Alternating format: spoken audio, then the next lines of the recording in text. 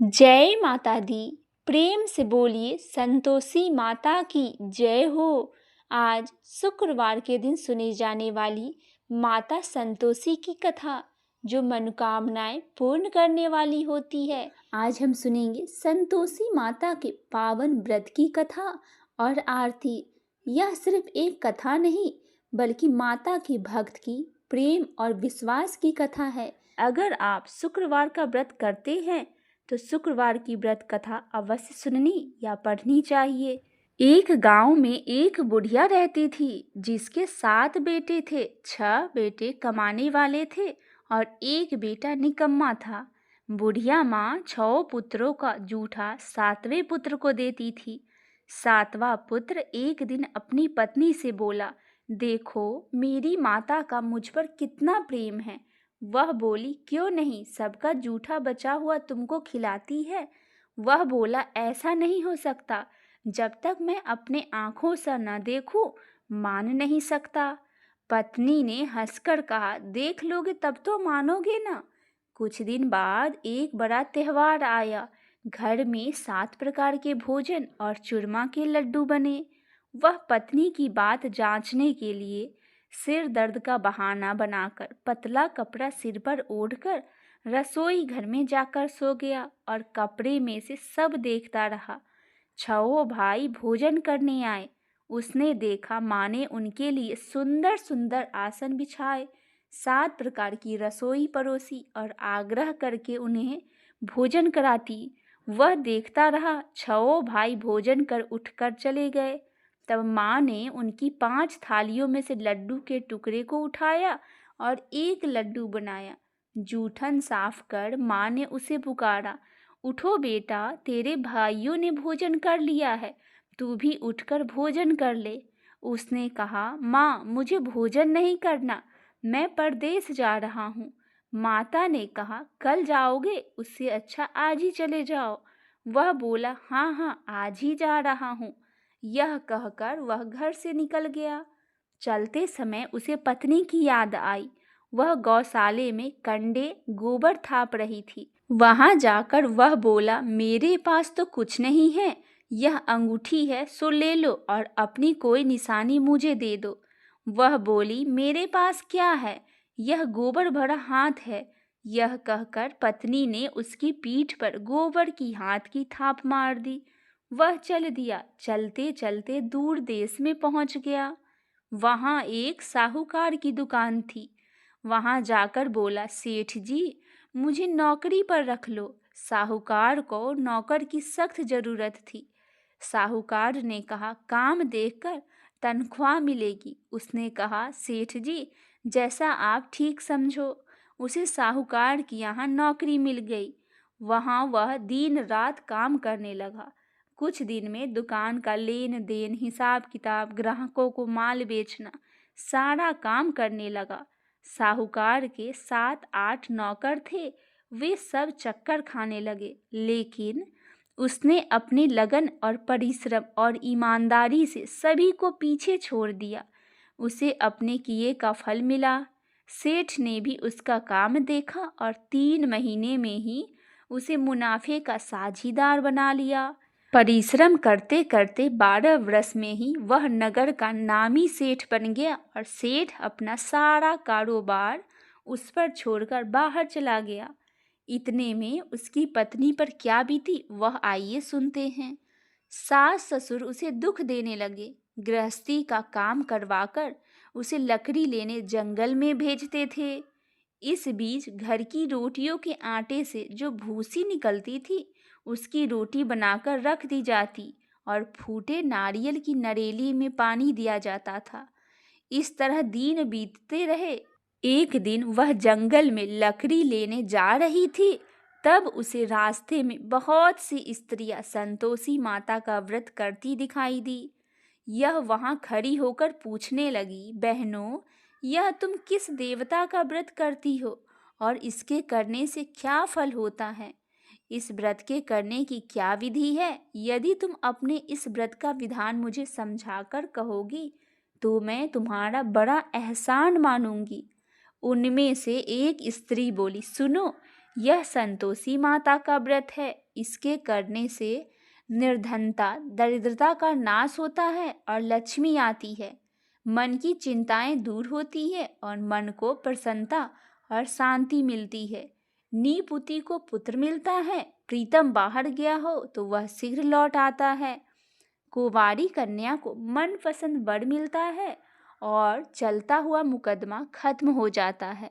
कलह कलेश की निवृत्ति हो, सुख शांति होती है और घर में धन जमा हो, धन जायदाद का लाभ होता है तथा और भी मन में जो कुछ भी कामना हो, यह सब संतोषी माता की कृपा से पूरी हो जाती है। इसमें कोई भी संदेह नहीं है।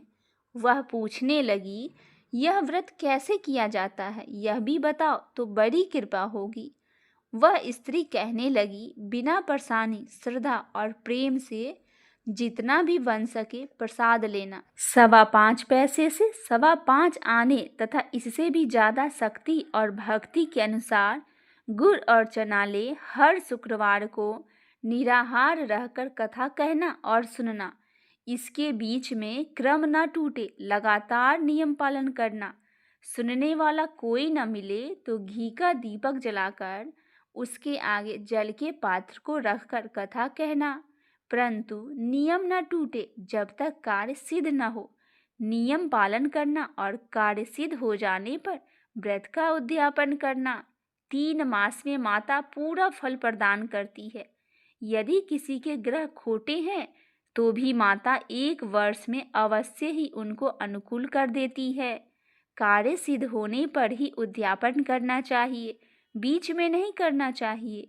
उद्यापन में 2.5 सेर का आटा, खाजा तथा इसी के अनुसार खीर तथा चने का साग बनाना। 8 बच्चों को भोजन कराना। जहाँ तक मिले देवर, जेठ, भाई, बंधु, कुटुंब के लड़के लेना। न मिले तो रिश्तेदार और पड़ोसियों को लड़के को बुलाना। उन्हें भोजन कराकर यथाशक्ति दक्षिणा दे। माता का नियम पूरा करना। ध्यान रखना उस दिन घर में कोई खटाई न खाए। यह सुनकर वह वहां से चल दी और रास्ते में लकड़ी के बोझ को बेच दिया और उन पैसों से गुड़ और चना ले माता की व्रत की तैयारी कर आगे चली। रास्ते में संतोषी माता के मंदिर में जा माता के चरणों में लौटने लगी और विनती करने लगी, माँ, मैं दीन हूँ, निपट मूर्ख हूँ, व्रत के कुछ नियम नहीं जानती, बहुत दुखी हूँ। हे माता, मेरा दुख दूर कर, मैं तेरी शरण में आई हूँ। माता को दया आई। एक शुक्रवार बीता कि दूसरे शुक्रवार को ही उसके पति का पत्र आया और तीसरे शुक्रवार को उसका भेजा हुआ पैसा आ पहुंचा। यह देखकर जेठानी का मुंह सिकुड़ने लगा। इतने दिनों बाद इतना पैसा आया है, इसमें क्या बड़ाई है। लड़के ताने देने लगे। काकी के पास अब पत्र आने लगे, रुपया आने लगे। अब तो काकी की खातिर बढ़ेगी। अब तो काकी बुलाने से भी नहीं बोलेगी। बेचारी सरलता से कहती है, भैया, पत्र आए, रुपया आए तो हम सबके लिए अच्छा है। ऐसा कहकर आंखों में आंसू भरकर संतोषी माता के मंदिर में जा मातेश्वरी के चरणों में गिरकर रोने लगी। माँ, मैंने तुमसे पैसा नहीं मांगा, मुझे पैसे से क्या काम, मुझे तो अपने सुहाग से काम है। मैं तो अपने स्वामी के दर्शन और सेवा मांगती हूँ। तब माता ने प्रसन्न होकर कहा, जा बेटी, तेरा स्वामी जल्दी ही आएगा। यह सुन खुशी से बावली हो वह घर आकर काम करने लगी और संतोषी माँ विचार करने लगी, इस भोली पुत्री से मैंने कह तो दिया है कि तेरा पति शीघ्र आएगा, पर आएगा कहाँ से? वह तो इसे स्वप्न में भी याद नहीं करता। उसे इसकी याद दिलाने के लिए मुझे ही जाना पड़ेगा। संतोषी माता ने उस बुढ़िया के बेटे को स्वप्न में समझाया, पुत्र, तेरी घरवाली बहुत कष्ट उठा रही है। यह बोला, हाँ माता, यह तो मुझे मालूम है, परंतु क्या करूं? वहाँ कैसे जाऊं? परदेश की बात है, लेन देन का सारा हिसाब किताब है, कोई जाने का रास्ता नजर नहीं आता। आप ही कोई राह दिखाइए कि वहाँ कैसे जाऊं। माँ कहने लगी, सवेरे नहा धोकर संतोषी माता के नाम लेकर के घी का दीपक जलाना और दंडवत कर दुकान पर जाना और बैठना। देखते ही देखते तेरा लेन देन चुक जाएगा, जमा का माल भी बिक जाएगा और सांझ होते होते धन का ढेर लग जाएगा। वह अगले दिन सुबह सुबह जल्दी उठकर उसने अपने मित्र बंधुओं परिचितों से स्वप्न में माता द्वारा कही गई बात कह सुनाया। वह सब उसकी बात सुनकर उसकी खिल्ली उड़ाने लगे। वे कहने लगे कि कहीं कभी सपने की बात भी सच होती है। एक बूढ़ा व्यक्ति बहुत समझदार था। वह बोला, देखो भाई, मेरी बात मानो। इस तरह सांच या झूठ कहने के बदले देवता ने जैसा कहा है वैसा ही करने में तेरा क्या जाता है। बूढ़े की बात मानकर नहा धोकर उसने संतोषी माता को प्रणाम किया। फिर घी का दीपक जलाकर दुकान पर जाकर बैठा। शाम तक धन का ढेर लग गया। वह हैरान हुआ। मन में संतोषी माता का नाम लेकर प्रसन्न मन होकर घर जाने के वास्ते गहना कपड़ा सामान खरीदने लगा। सब काम से निपटकर अपने घर को रवाना हुआ। उधर उसकी पत्नी जंगल में लकड़ी लेने गई। लौटते वक्त थक जाने के कारण संतोषी माता के मंदिर पर विश्राम करने बैठ गई। यह तो उसका रोज रुकने का स्थान था। धूल उड़ती हुई देख उसने माता से पूछा, हे माता, यह धूल कैसी उड़ रही है? माँ ने कहा, हे पुत्री, तेरा पति आ रहा है। अब तू ऐसा कर, लकड़ियों के 3 बोझ बना। एक नदी के किनारे रख देना, दूसरा मेरे मंदिर पर और तीसरा अपने सिर पर रखकर तेरे पति को लकड़ी का गट्ठा देखकर मोह पैदा होगा। यह वहाँ रुकेगा, नाश्ता पानी बना खा पीकर माँ से मिलने जाएगा। तू लकड़ी का बोझ उठाकर जाना और बीच चौक में गट्ठा डालकर 3 आवाजें जोर से लगाना, लो सासू जी, लकड़ियों का गट्ठर लो, भूसी की रोटी दो, नारियल की खोपरे में पानी दो, आज कौन मेहमान आया है। संतोषी माता की बात सुनकर वह बहुत अच्छा कहकर प्रसन्न मन होकर लकड़ियों के 3 बोझे बना लेकर आई। एक नदी के तट पर रखी और दूसरा माता के मंदिर पर रख दिया। इतने में ही मुसाफिर वहां आ पहुंचा। सूखी लकड़ी देख उसकी इच्छा हुई कि अब यहीं विश्राम कर ले और भोजन बना खा पीकर फिर गांव चले। इस प्रकार भोजन बनाकर विश्राम कर वह अपने गांव में गया। उसी समय बहू सिर पर लकड़ी का गट्ठर लेकर आई। उसने गट्ठर को आंगन में डाल दिया और जोर से 3 आवाजें दी, लो सासू जी, लकड़ियों का गट्ठर लो, भूसी की रोटी दो, नारियल की खोपड़ी में पानी दो, आज कौन मेहमान आया है। यह सुनकर सास ने अपने दिए हुए कष्टों को भुलाने हेतु कहती है, बहू, तू ऐसा क्यों कहती है? तेरा मालिक ही तो आया है। बैठ, मीठा भात खाकर कपड़े गहने पहन। पत्नी की आवाज सुनकर उसका स्वामी बाहर आया और उसके हाथ में पहनी अंगूठी देख व्याकुल हो गया। उसने माँ से पूछा, माँ, यह कौन है? माँ बोली, बेटा, तेरी पत्नी है। आज 12 वर्ष हो गए जब से तू गया है। तब से सारे गांव में जानवर की तरह भटकती फिरती है। काम काज कुछ करती नहीं, 4 समय आकर खा जाती है। अब मुझे देखकर भूसी की रोटी और नारियल की खोपड़ी में पानी मांगती है। वह बोला, माँ, मैंने इसे भी देखा और तुम्हें भी। मुझे दूसरे घर की चाबी दो, मैं उसमें ही रहूँगा। ठीक है बेटा, जैसी तेरी मर्जी। माँ ने यह कहकर चाबी का गुच्छा बेटे के हाथ में रख दिया। उसने दूसरे घर को खोलकर सारा सामान सजाया। एक दिन में ही वहां राजा के महल जैसे ठाट बाट बन गया। अब क्या था, वह सुख भोगने लगी। अगला शुक्रवार उसने पति से कहा, मुझे संतोषी माता उद्यापन करना है। पति बोला, बहुत अच्छा, खुशी से कर लो। वह उद्यापन की तैयारी करने लगी। जेठ के लड़कों को भोजन के लिए कहने गई। उन्होंने मंजूर किया, परंतु पीछे से जेठानी ने अपने बच्चों को सिखाया, देखो रे, भोजन के समय सब लोग खटाई मांगना, जिससे उसका उद्यापन पूरा न हो। लड़के भोजन करने आए, खीर पेट भर कर खाई, परंतु बात याद आते ही कहने लगे, हमें कुछ खटाई खाने को दो, खीर खाना हमें नहीं भाता, देखकर अरुचि होती है। लड़के उठकर खड़े हुए, बोले, पैसे लाओ। भोली बहू कुछ जानती ना थी, उसने उन्हें पैसे दे दिया। लड़कों ने बाजार जाकर उन पैसों से इमली खरीदी और खाई। यह देखकर बहू पर माताजी ने कोप किया। राजा के दूत उसके पति को पकड़कर ले गए। अब सब मालूम हो जाएगा जब जेल की रोटी खाएगा। बहू से यह वचन सहन नहीं हुआ। वह संतोषी माता के मंदिर में गई और कहने लगी, माता, तुमने यह क्या किया? हंसाकर क्यों रुलाने लगी? माता बोली, पुत्री, तूने मेरा व्रत भंग किया है, इतनी जल्दी सब बातें भुला दी। वह बोली, माता, भूली तो नहीं हूँ, कुछ अपराध किया है तो मुझे तो लड़कों ने भूल में डाल दिया था। माँ बोली, ऐसी भूल भी कहीं होती है? यह बोली, अब कोई भूल नहीं होगी। अब बताइए मेरे पति कैसे आएंगे? माँ बोली, पुत्री, जा, तेरा पति तुझे रास्ते में ही आता मिलेगा।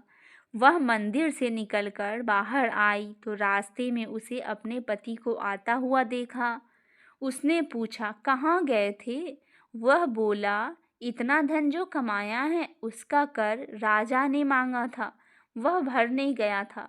वह प्रसन्न होकर बोली, भला हुआ, अब घर चलो। फिर अगला शुक्रवार आया। वह बोली, मुझे माता का उद्यापन करना है। पति ने कहा, ठीक है, कर लो। वह फिर जेठ के लड़कों से भोजन को कहने गई। जेठानी ने लड़कों को सिखा दिया कि तुम लोग पहले ही खटाई मांगना।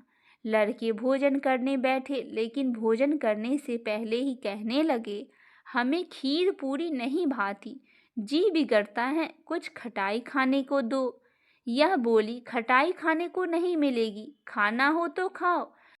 बहू के इस प्रकार कहने से लड़के उठकर चले गए। उनके उठ के जाने पर ब्राह्मण के लड़के को बुलाकर उसने भोजन करवाया। दक्षिणा की जगह उन्हें एक एक फल दिया। इससे संतोषी माता प्रसन्न हो गई। माता की कृपा से 9 महीने के बाद उसको चंद्रमा के समान एक सुंदर पुत्र प्राप्त हुआ। पुत्र को लेकर वह प्रतिदिन संतोषी माता के मंदिर में जाने लगी। माँ ने सोचा कि यह रोज आती है, आज क्यों न मैं इसके घर चलूं, इसका आसरा देखूं तो सही। यह विचार कर माता ने भयानक रूप बनाया। गुड़ और चने से सना मुख, ऊपर से मुंड के समान ओठ, उस पर मक्खियां भिन भिना रही थी। दहलीज पर पैर रखते ही उसकी सास चिल्लाई, देखो रे, कोई चुड़ैल राकनी चली आ रही है, इसे भगाओ नहीं तो सबको खा जाएगी। बहू रोशनदान से देख रही थी। वह प्रसन्न होकर बोली, आज मेरी माता मेरे घर आई है। यह कहकर दूध पीते हुए बच्चों को गोद से उतार दिया। इस पर उसकी सास का क्रोध में भरकर बोली, अरे रांड, ऐसा देख कैसे उतावली हुई है जो बच्चे को पटक दिया। इतने में माँ के प्रताप से जहाँ देखो वहाँ लड़के ही लड़के नजर आने लगे। बहू बोली, माँ जी, मैं जिनका व्रत करती हूँ यह वही संतोषी माता है।